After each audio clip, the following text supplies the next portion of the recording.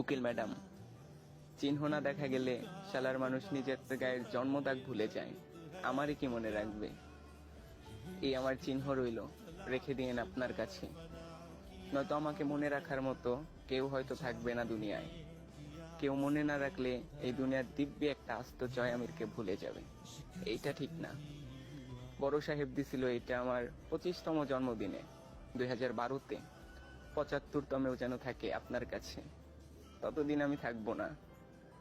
ও হ্যাঁ, এটা সেই ঘড়ি যেটা আমার হাতে ছিল সেই দিন, যেই দিন আপনার সাথে ভার্সিটির মাঠে আমার প্রথম দেখা। আবার এই দিনও, যেই দিন আপনার নামে আমি একটা বলি চড়াইতে আসছি। এই শালা ঘড়ি আমার জন্য কুফা আর আস্ত একটা বেঈমান।